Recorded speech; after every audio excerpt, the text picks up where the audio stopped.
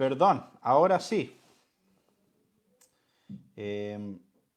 Ahora sí. Bueno, supongo que no me estaban escuchando nada recién de lo que acabo de decir, porque tenía muteado el micrófono, pero quizás para empezar de nuevo, vamos a estar viendo en este día el capítulo 27 de la Confesión de Fe de Westminster. Vamos a estar viendo este tema de los sacramentos. Así que vamos ahora sí, vamos directo al tema que nos convoca.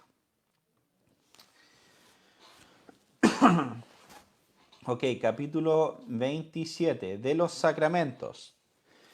Dice, los sacramentos son signos y sellos santos del pacto de gracia, directamente instituidos por Dios, con el propósito de representar a Cristo y sus beneficios, y para confirmar nuestra participación en Él, y también para establecer una diferencia visible entre los que pertenecen a la Iglesia y el resto del mundo, y para comprometerlos solemnemente en el servicio a Dios en Cristo, en conformidad con su palabra.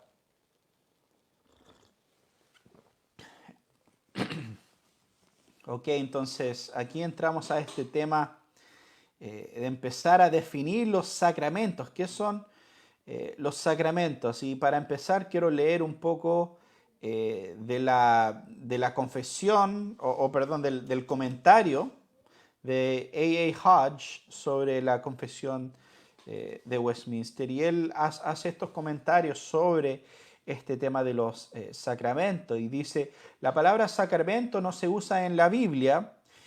En su uso clásico designa alguna cosa que obliga o trae a la persona bajo alguna obligación, como por ejemplo una cantidad de dinero dada como fianza, un juramento y con especialidad en juramento de fidelidad militar.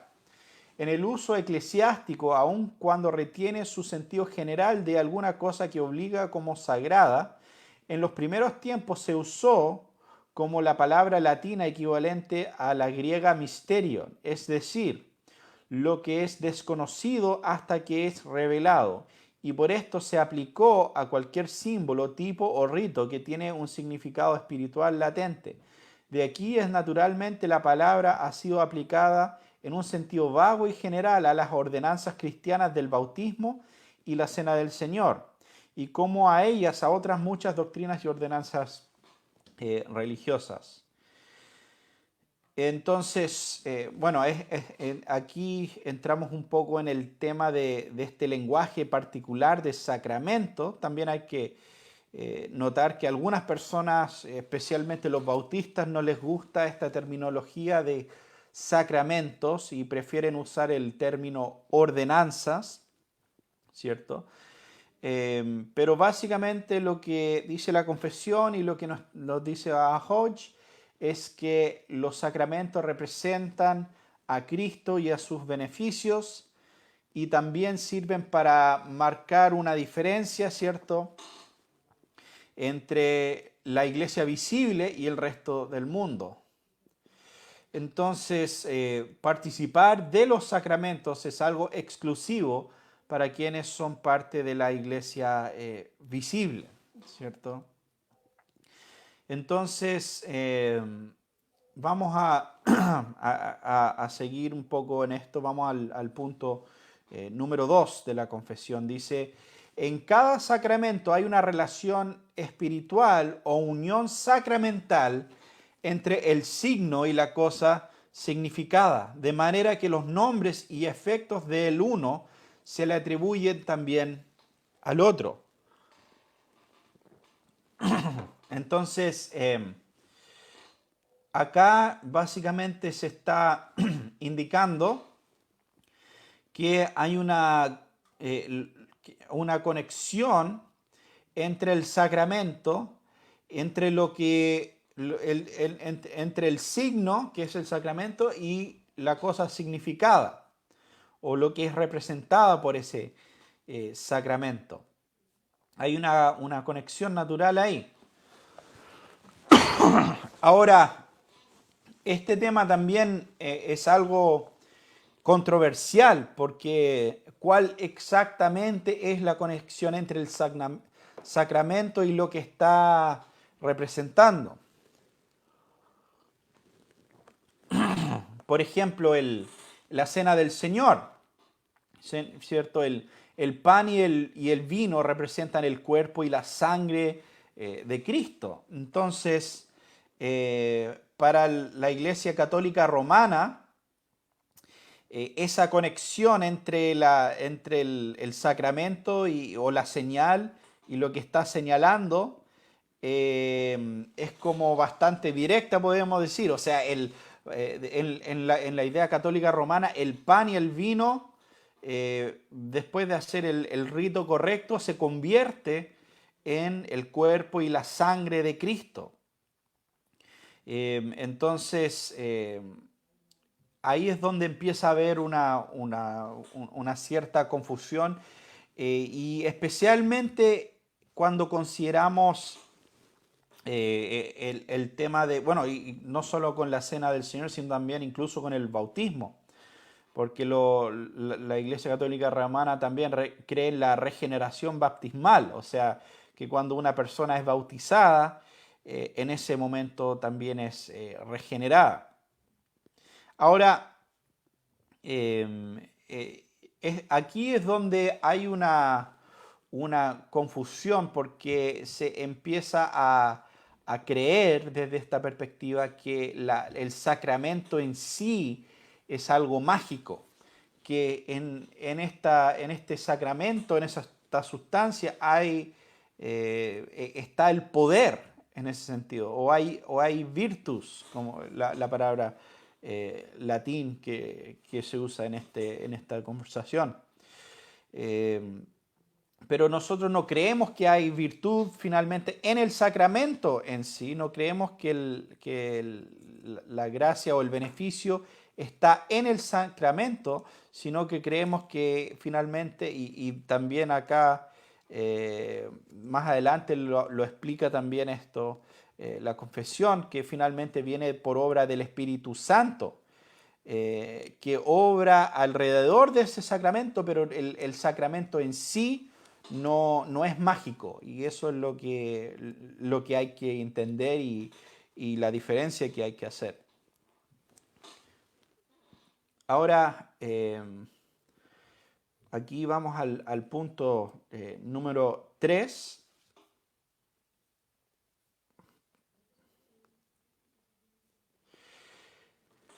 Dice, la gracia que se manifiesta en y por medio de los sacramentos correctamente usados no se confiere por algún poder que haya en ellos. La eficacia del sacramento tampoco depende de la piedad o la intención del que lo administra, sino es de la obra del Espíritu o de la palabra de la institución, la cual contiene junto con un precepto que autoriza su uso una promesa de beneficio a los que lo reciben dignamente.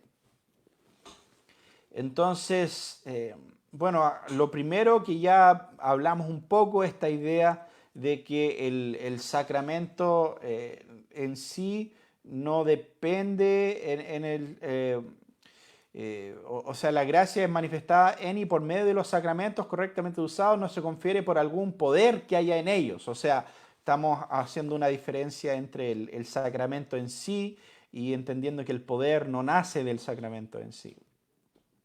Pero lo otro que agrega acá también es que tampoco depende de la piedad del que lo administra. Y este es un punto importante porque ¿qué pasa si estás o si eres bautizado, por ejemplo, y después descubres a los años, ¿cierto?, que el ministro que te bautizó en realidad abandonó la fe, en realidad es un apóstata. ¿Fue válido tu bautismo o no fue válido? Y ese es el problema, que si nosotros hacemos dependiente el sacramento en la piedad o en la intención del que lo administra, nunca podríamos saber con seguridad si realmente hemos recibido en realidad los sacramentos. Y entonces, en ese sentido, Dios obra por medio de ellos, aparte de las personas que lo administran en este sentido. Entonces, ese es un punto interesante e importante en relación a este tema. Ahora, el punto número 4 dice, en el Evangelio hay solo 2 sacramentos instituidos por Cristo nuestro Señor, que son el bautismo y la Santa Cena. Ninguno de ellos debe ser administrado por alguien que no sea un ministro de la palabra legítimamente ordenado. Entonces, aquí se resalta la diferencia que hay con, bueno, no solo con la Iglesia Católica Romana, pero también con algunos otros grupos. Y en la Iglesia Católica en un momento hasta hubieron 12 sacramentos, pero finalmente la Iglesia hoy en día cree que, la Iglesia Católica cree que son 7 los sacramentos: el bautismo, la confirmación, la Eucaristía, la penitencia, la extremaunción,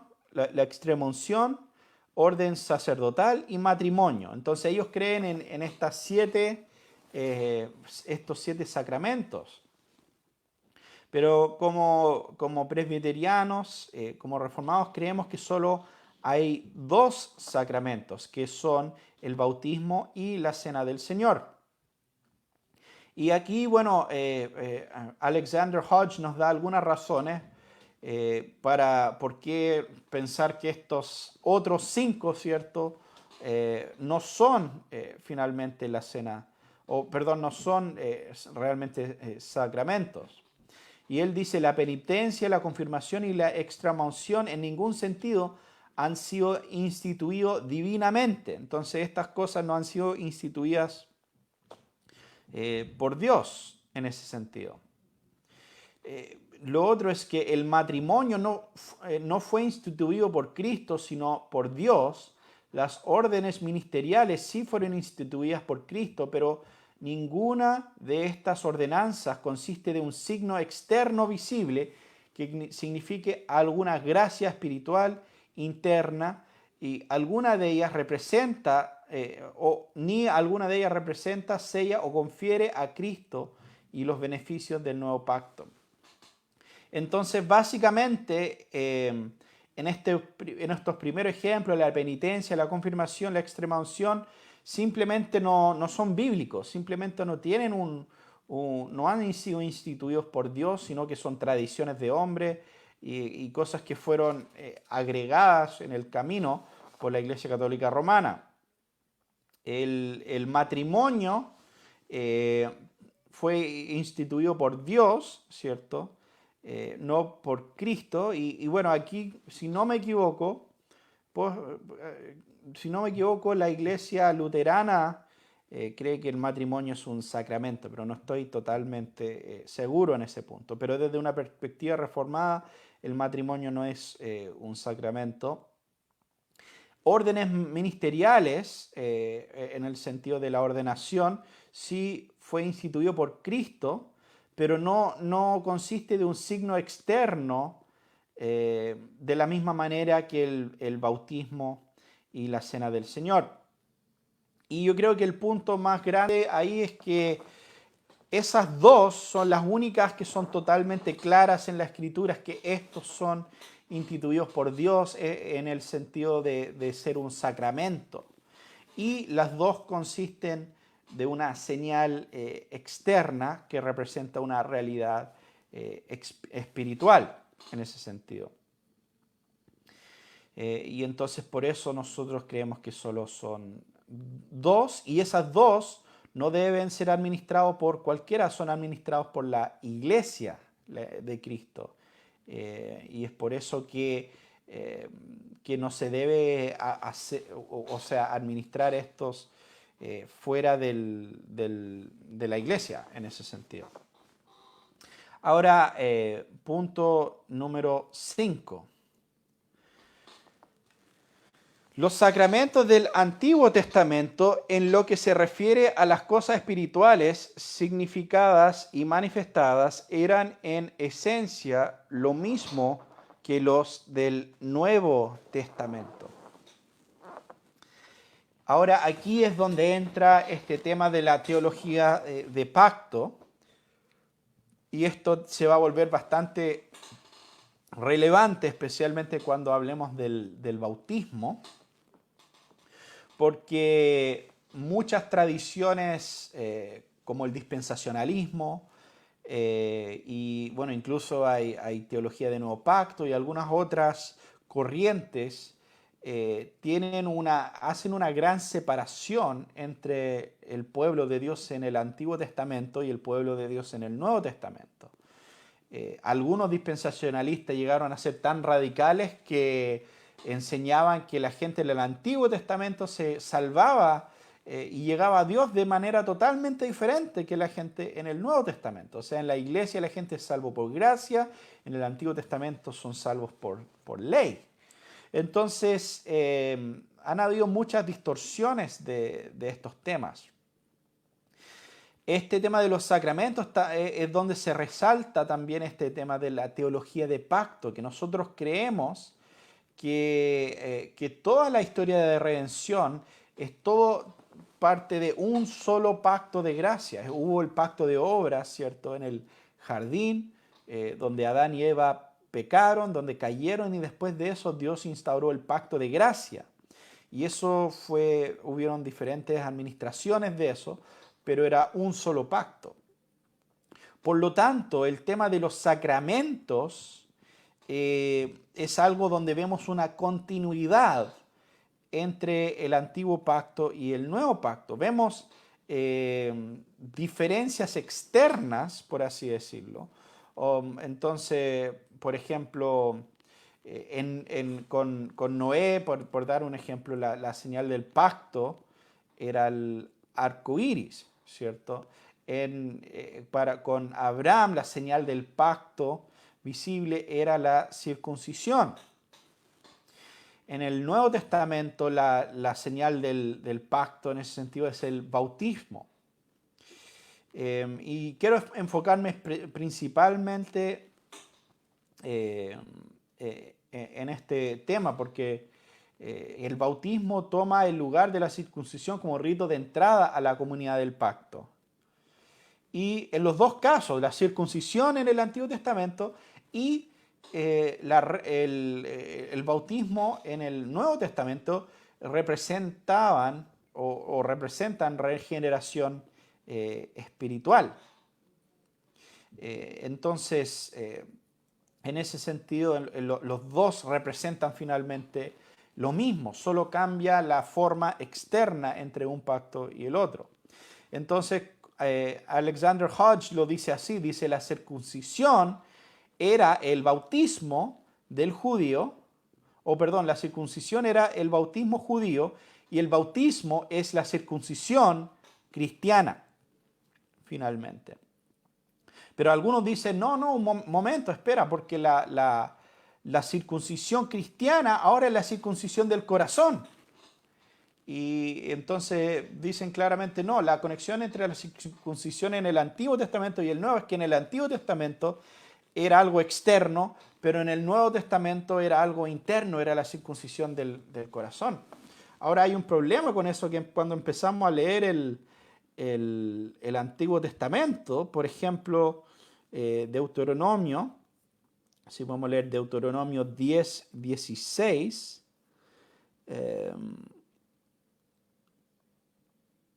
vamos a ver acá, Deuteronomio 10, 16, dice: circunciden pues su corazón y no sean más tercos. O por ejemplo Deuteronomio 36. Dice: eh, bueno, versículo 5 dice, y el Señor tu Dios te llevará a la tierra que tus padres poseyeron y tú la poseerás y Él te prosperará y te multiplicará más que tus padres. Además, versículo 6, el Señor tu Dios circuncidará tu corazón y el corazón de tus descendientes para que ames al Señor tu Dios con todo tu corazón y con toda tu alma y a fin de que vivas. Entonces, en el antiguo pacto ya está hablando de la circuncisión del corazón.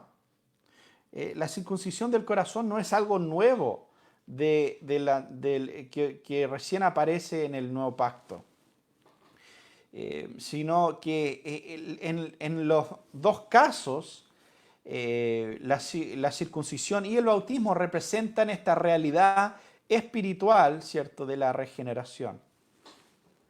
Y es por eso entenderán dónde está la confusión católica romana, porque ellos piensan que la conexión es directa entre la señal y lo que está señalando. Entonces, desde esa perspectiva, si ellos se bautizan, el acto lleva a la regeneración en ese momento.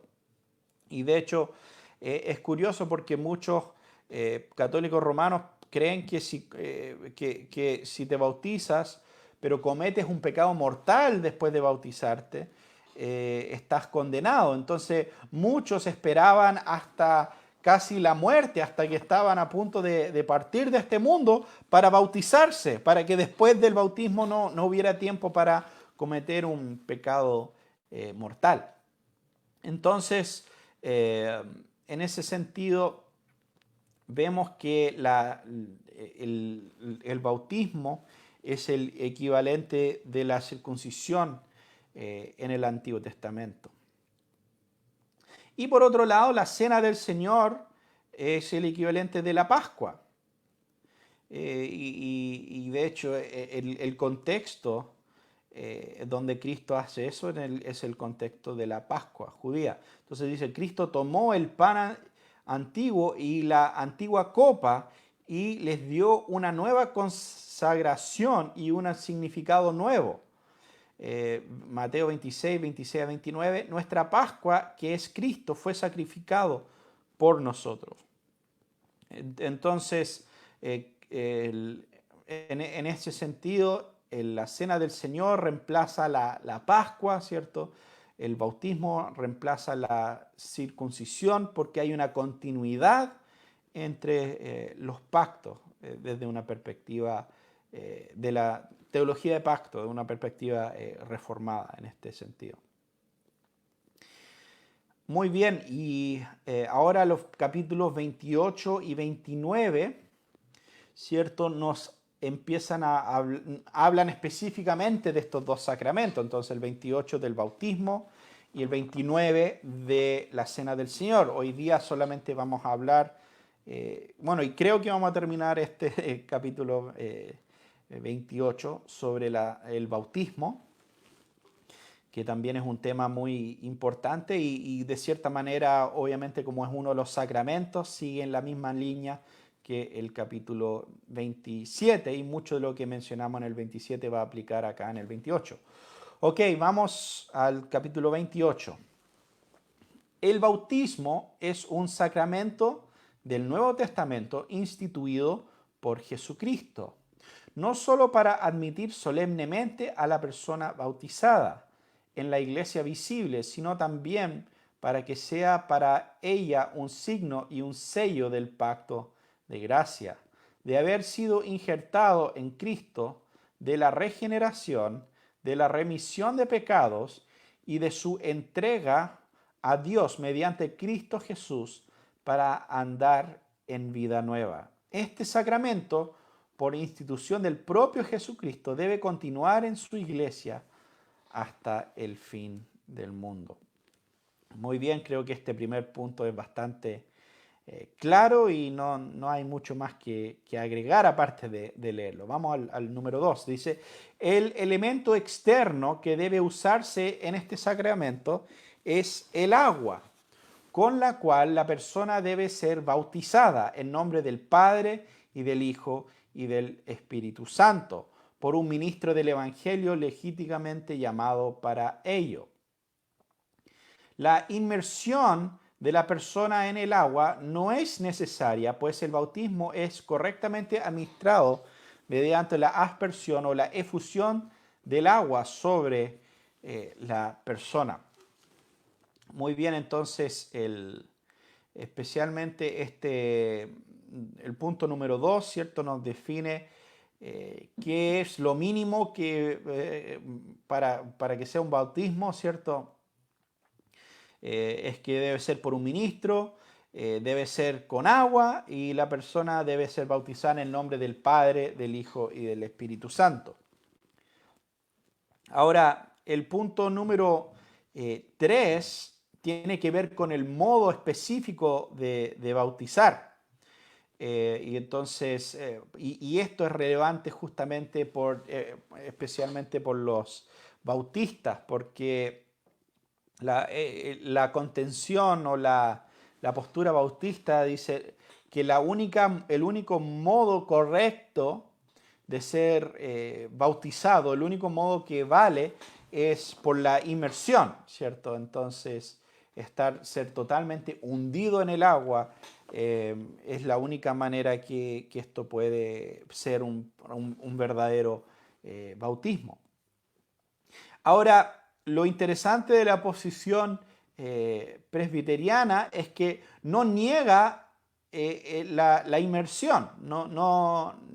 O sea, en ese sentido, el presbiteriano aceptaría el bautismo de un bautista que se bautizó por inmersión, pero algunos bautistas no aceptarían un presbiteriano que no fue bautizado por inmersión o que fue finalmente bautizado por aspersión. Entonces, o efusión del agua. Entonces, básicamente eso sería poner un poco de agua sobre la persona y no necesariamente hundirla. Ahora, finalmente, desde la posición reformada no debería ser un tema, ¿cierto?, de contienda si se hundió totalmente, si se mojó un poco, o sea, finalmente lo que representa el bautismo es la regeneración, claro, es la regeneración espiritual, el lavado espiritual en ese sentido. Entonces, no es necesario en ese sentido como pelear por ese punto, podríamos decir. Y bueno, hay diferentes argumentos. Algunos dicen, no, es que la palabra bautizo solo significa o inmersión total. Y después se empieza a comparar la palabra, especialmente su uso en el Antiguo Testamento, y nos damos cuenta que no siempre se usa de esa manera. Pero como mencioné, no es un tema tan importante o un tema que debería ser tan controversial. Aunque este próximo sí es bastante más controversial. Vamos al punto número 4.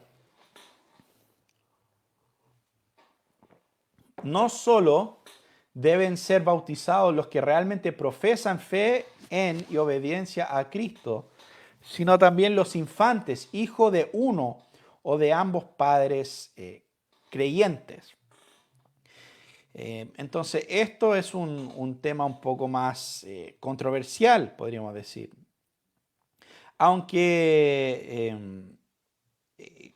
quizás en el momento que se hizo esta confesión no era tan controversial, porque en realidad los únicos o los principales que estaban yendo en esta dirección eran los bautistas, también estaban los anabautistas, los de la Reforma Radical, y los bautistas ingleses, pero aparte de eso, casi básicamente toda la cristiandad creía en el bautismo de niños, finalmente.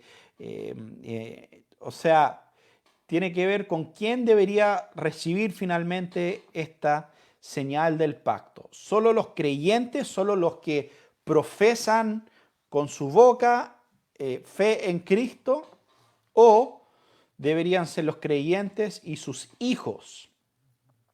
En este caso, si hay solo uno de los padres creyentes, también puede ser. O si los dos padres son creyentes también.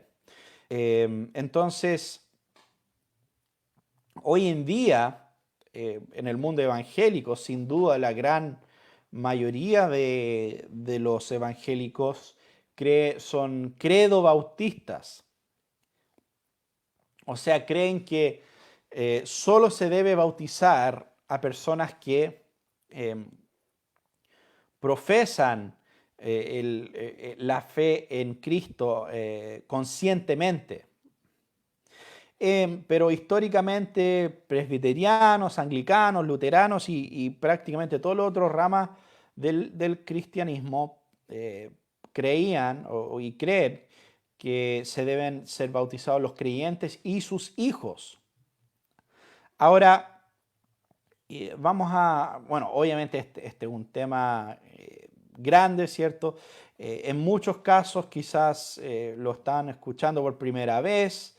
Entonces solamente voy a dar unos pocos puntos en cuanto a este tema. Si tienen preguntas pueden dejarlo ahí en los comentarios, obviamente, pero es un tema que es un poco difícil y es un poco controversial cuando consideramos el tema de la fe reformada.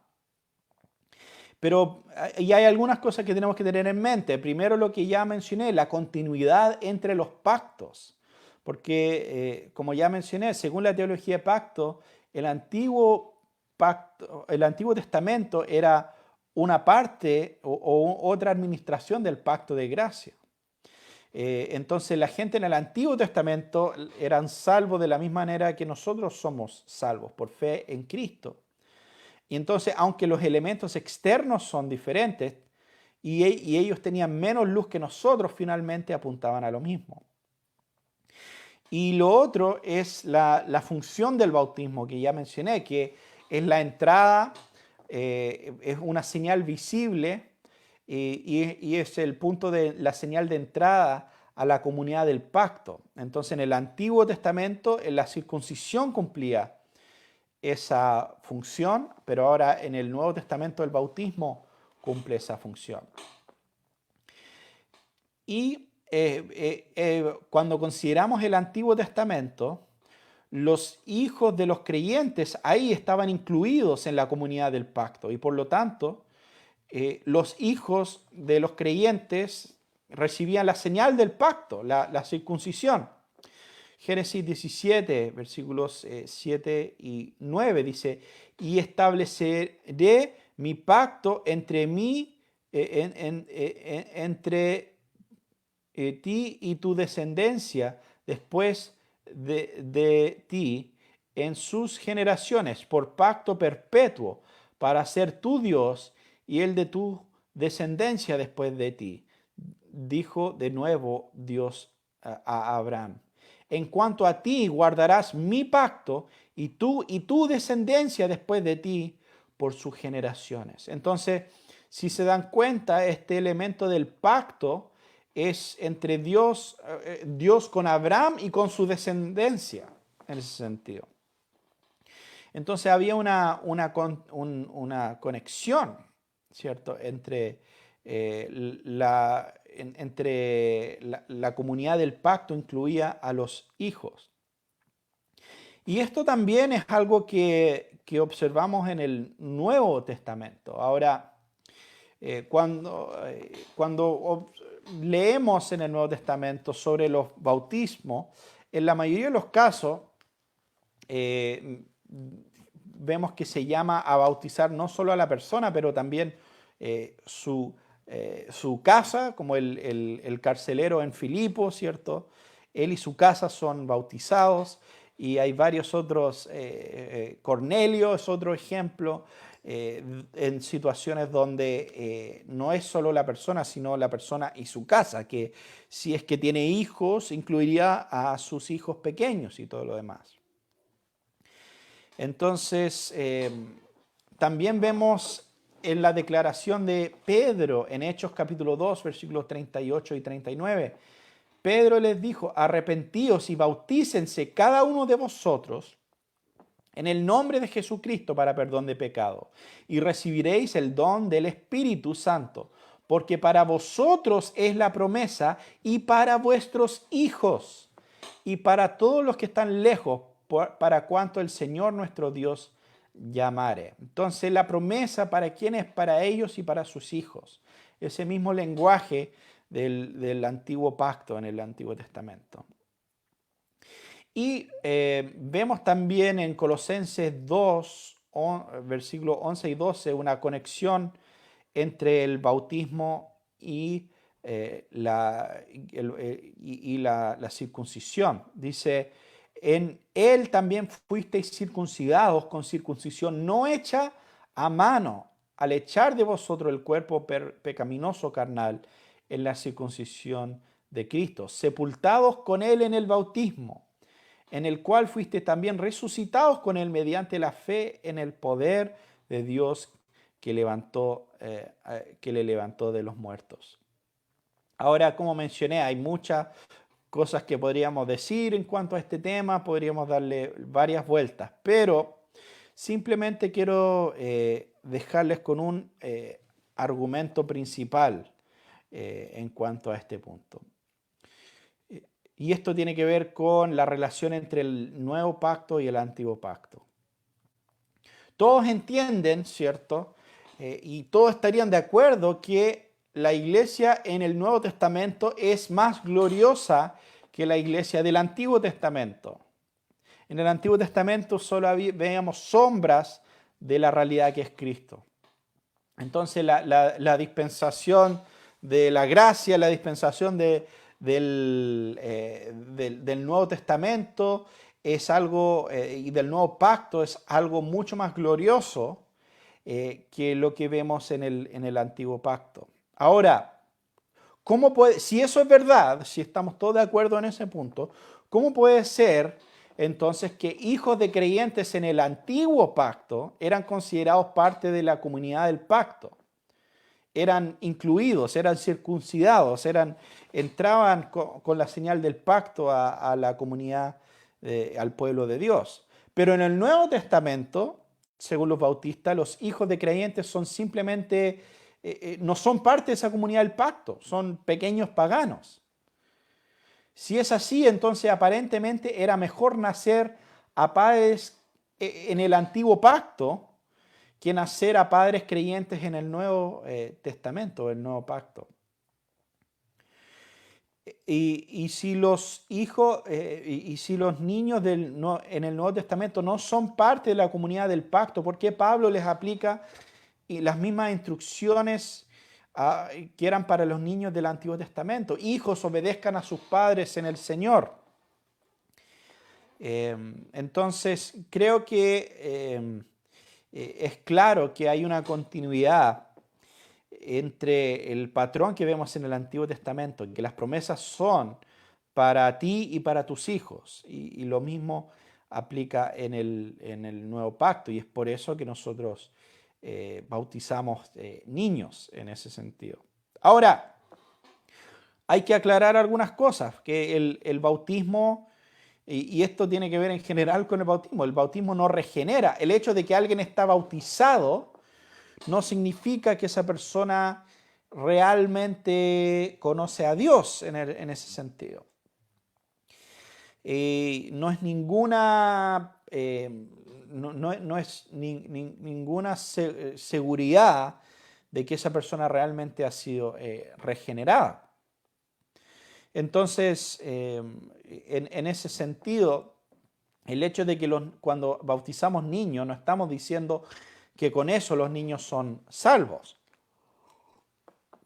Obviamente tienen que crecer, tienen que conocer al Dios de sus padres, y tienen que, hay todo ese proceso en sus vidas.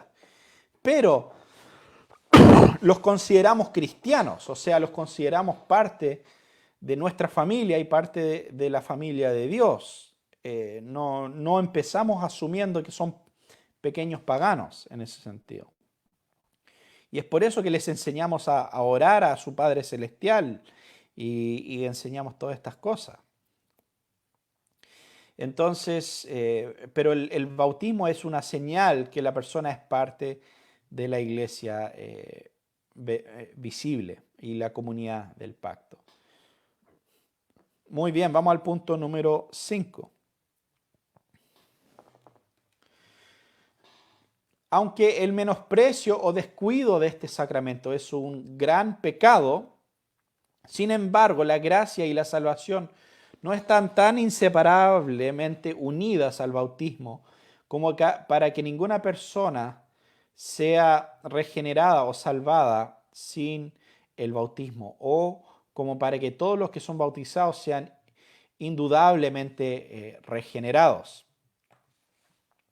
Entonces, otra vez, bueno, ahí repite lo que está diciendo. No porque alguien es bautizado, indudablemente es regenerado. Y por otro lado, el hecho de que alguien por alguna razón no ha podido bautizarse, no significa necesariamente que tampoco es regenerado en ese sentido. Ahora, eso lo que sí deja claro es que es un...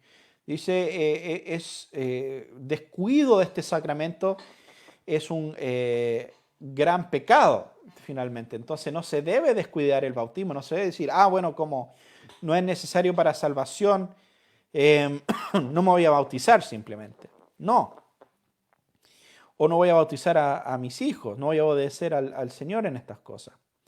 El punto es...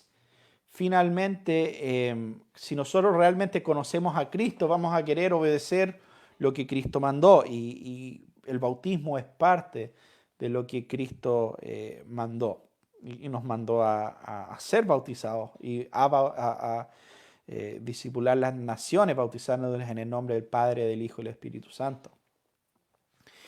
Entonces no lo debemos despreciar, pero tampoco debemos caer en el error de pensar que si alguien no es bautizado no puede ser salvo. O pensar que si son bautizados automáticamente son salvos.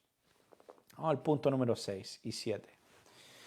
La eficacia del bautismo no está ligada al momento preciso en que se administra. No obstante, mediante el uso correcto de esta ordenanza, la gracia prometida no solo es ofrecida, sino que realmente es manifestada y conferida por el Espíritu Santo a aquellos, ya sean adultos o infantes, a quienes pertenece aquella gracia, según el consejo de la propia voluntad de Dios, en el tiempo establecido por Él.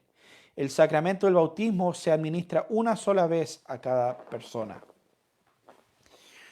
Acá sí, otra vez está rechazando por un lado la idea de la regeneración baptismal, la idea de que el bautismo en sí es lo que te regenera, pero por otro lado también está rechazando la idea de que estas cosas son un mero símbolo y que realmente no significan nada, es solo, una señal y nada más. Y que nada realmente ocurre en el bautismo. Y finalmente la respuesta es que Dios hace una obra en medio de los sacramentos y no es el sacramento en sí lo que hace la obra, sino que es el Espíritu Santo de Dios. Entonces, y finalmente esta idea de que el bautismo es algo que ocurre una sola vez. Y este es un punto muy importante porque en el mundo evangélico, especialmente el mundo bautista, es muy común este tema del bautismo, de ser bautizado muchas veces. De hecho, había un cantante famoso que subió una foto hace un tiempo que se estaba bautizando en el río Jordán y creo que ya era como la tercera o cuarta vez que se había bautizado en su vida. y es como muchos esperan que el bautismo sea un evento conmovedor, creen que es un momento para decir, bueno, ahora sí decido por Cristo, ahora sí que voy a cambiar mi vida, esta vez sí que sí. Y como muchos pasan por ese tipo de situación varias veces en su vida, momentos de sequía, ¿cierto? Momentos donde no están caminando con el Señor y momentos de volverse al Señor. Muchos creen que el bautismo es como la carta mágica para echar a andar esta nueva vida en el Señor. Y se terminan bautizando 2, 3, 4 veces. Eso es algo muy común, pero al hacer eso están no entendiendo lo que es el propósito del bautismo. Y obviamente, si hablamos de la circuncisión, eso no sería tema, o sea, no sería posible circuncidarte 3, 4 veces y tampoco la gente debería estar bautizándose múltiples veces, sino que es la señal de que eres visible, que eres parte de la comunidad del pacto, de la iglesia visible, simplemente. Aunque sí puede ser algo especial, esa es la función que cumple. Muy bien, hermanos. Bueno, como mencioné, es un tema interesante, es un tema que no es tan sencillo, pero que vamos a seguir viendo la próxima semana con el tema de la Cena del Señor. Vamos a seguir en esto de los sacramentos. Espero que lo que hemos hablado haya sido de edificación. Espero que haya traído algo de claridad, por lo menos en este tema.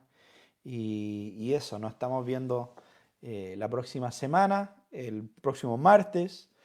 Que Dios les bendiga y nos vemos.